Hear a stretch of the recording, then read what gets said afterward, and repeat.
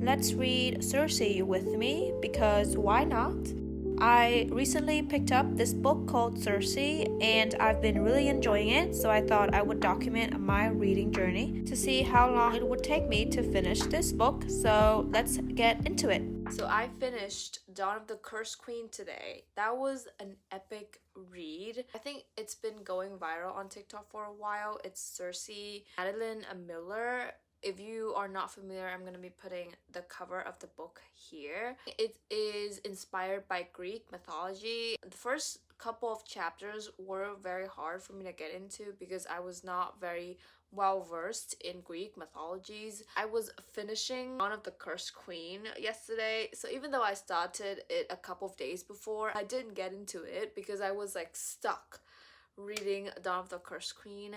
But now that I am finished with the Gods and Monsters series for now, I picked up Circe again and I truly went in. I've been sitting here reading for the past hour. I just think it is such a beautiful story of Circe and how despite many of the traumas, the bullies that she got for her voice, for her hair, for her eyes, her appearances, she rose above and beyond all of that and made a person of her own and learned everything from her own. She was involved in witchcraft, which was forbidden against the gods. They viewed it to be too powerful and they did not want her to be part of their community because of that. So she was exiled. Because of the exile, she learned everything from scratch. She realized the beauty of doing things using hands and not just using magic with a snap with a finger. Everything is done for you. So she learned about mortals, like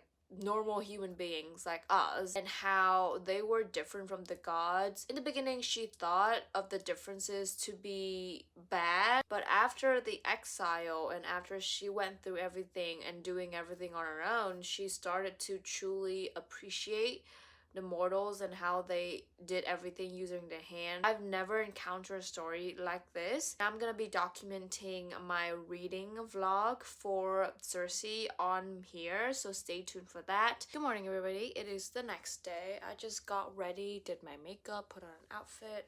My hair is still not done, but I'm not leaving until like another hour, and I'll be doing a bit of reading before I have work to do.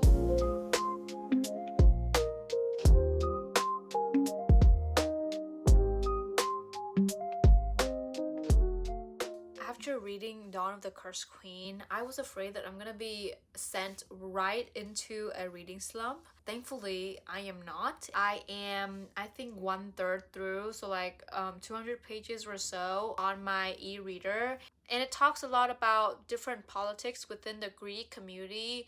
And it talks about the politics between Olympians and Titans. I feel so strong and I feel so resonated with Circe because she was looked down upon by her appearances. Her voice also was different from the other gods and goddesses. She spent her entire childhood battling all those negative feelings and being looked down upon and always being alone because nobody wanted to play with her or nobody even wanted to be seen around her. Even her brother, who she took care of, who she fed, who she bathed, who she spent all of her time taking care of him, he still grew up to be this person who was very selfish, who was very arrogant, and who also was like the rest of the siblings. Prometheus is a god who advocated for the mortals, who gave them the hope and who helped them fight against the gods and goddesses. So because of that, he was punished by Zeus. Circe encountered him during his punishment. She was the only one who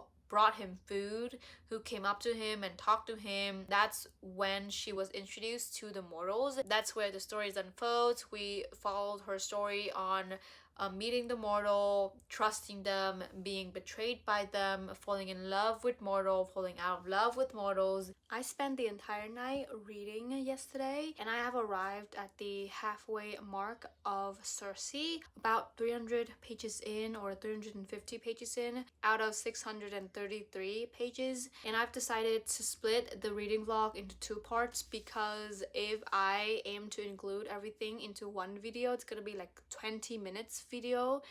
But because TikTok does not allow you to upload a 20 minutes video, then I would have to cut it into half.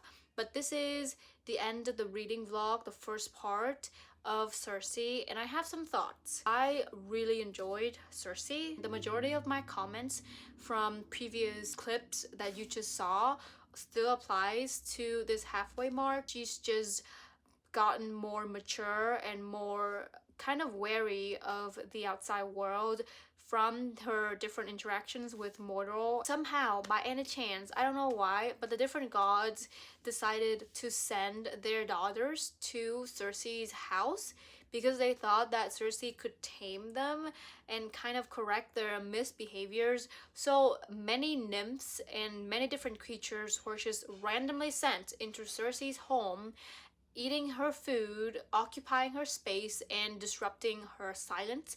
At the beginning, she felt very uneasy because she thought that that's unfair. And it was just so interesting to see her going from not enjoying their presence to tolerating their presence to an extent because there's nothing she could do about it. But then humans started to show up at her island. And at first, she was very naive. She was very innocent and she let everybody into her home. They started to betray her. Even one of the men stayed her, and that's when she learned the hard truth that nobody can be trusted until they reveal their truest desires and their truest selves. Since this is a fiction and everything is just made up to a certain extent, I think the biggest takeaway is about human truest desires and the bad sides of the world and society. The way that the author depicts it through such a heartbreaking but relatable story was truly magnificent and talented. I'll be continuing reading the book and I'll be documenting and seeing you guys back for part 2 of the reading vlog.